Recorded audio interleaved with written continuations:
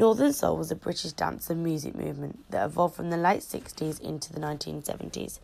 It was mainly carried out in the north of England in places like Wigan Casino and the Twisted Wheel, where youths would dance the night away to obscure 60s soul tracks with specific dress attire, dance moves and routines.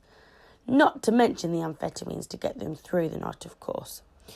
For this, I'm going to be looking at the music and style as a subculture and see as to why there was such a big phenomenon behind these obscure and some would say failed Motown tracks and why they were so popular to these British youths. I'll be using theories and concepts to support my points behind my research. The scene prides itself on being obscure and the more undiscovered the better. This was the case for the fans and the DJs. They would go over to America trying to hunt for the most undiscovered songs. DJs would cover up their labels of the most obscure records when playing them to the public to keep them more exclusive for longer. Unlike today's music culture, where anyone can find music they listen to in a club, from the likes of Spotify, iTunes and Shazam, it was only at Northern Soul themed nights that people could listen to this music.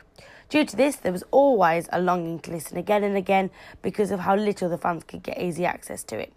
So, this idea of making sure that the music was kept as obscure as possible was very important to this subculture. Indeed, the records have value both as commodities and as bearers for musical meaning. The exchange, the buying and selling of records is an important part of the Northern Soul scene. Shucker 2002. Shucker explains that not only is it about making money on this music, but it's the emotional attachment it bears with it. This is because there is so much meaning to the records, as these kids are part of an underground commodity they felt was theirs. Shucker cited Hollows and Milestone, saying, "Indeed, the use of white labels represents a unique form of fetishization of black musical culture by white consumers. It was a radical movement in society, and even more bizarre that these were tracks that got disregarded in America. They were underappreciated performers singing Motown, Chicago Soul or New York Soul. And artists like Major Lance, who didn't make it famously on the Motown scene, were well known in the Northern Soul scene. There are many parallels between America and the modern Northern Soul movement in the 60s and 70s, with having the same prospects about togetherness and remaining proud of who they were during the civil rights movement. So not only were the working class white generation listening to and loving obscure black soul music that America had disregarded, the Northern Soul logo is a clenched fist, which appears in the Black Power movement in America. So as we can see, there are more correlations between the Americans and ourselves as once appeared. Studies of Northern Soul challenged the preoccupation of earlier subcultural theory, with music as a symbol and the perceived homology between musical style and subcultural values. Shucker 2002. The concept of homology was first applied by Paul Willis by bringing it to a subculture, the idea of values and styles having a tight-knit correlation to each other.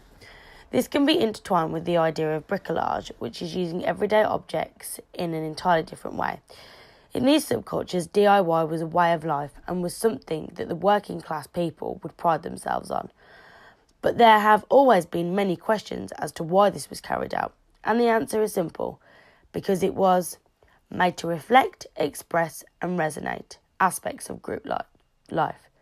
Hebbage D. Cited Clark et al. 93. It gives that sense of community within these people, which in Northern Soul was paramount to the subculture, the feeling of being accepted into a community. The aspect of expressing oneself and looking aesthetically pleasing to the eye in Northern Soul was one of the most important factors to being within the subculture. Wide-legged, hard-waisted trousers, polo shirts, along with badges sewed onto their garments, was the very standard look you would see from someone at a soul night. It was a way of standing out, not having to conform to the ways of society, and if they could be set apart from the rest of their youth community, they knew they were doing something right. The freedom to be able to wear the garments without fear of retribution and ridicule, the opportunities to kit oneself out with any style under the sun, and perhaps the most important point, money to be able to buy the clothes in the first place. Here, from Noel's point, we see their image was everything, and a very loud and proud statement. and many artists we know and love today were very much part of this scene also. It gave us our identity that was different from the rest. One look and you knew what someone was into and what music they liked. It's a great British working class tradition that began in the 50s with the Teds.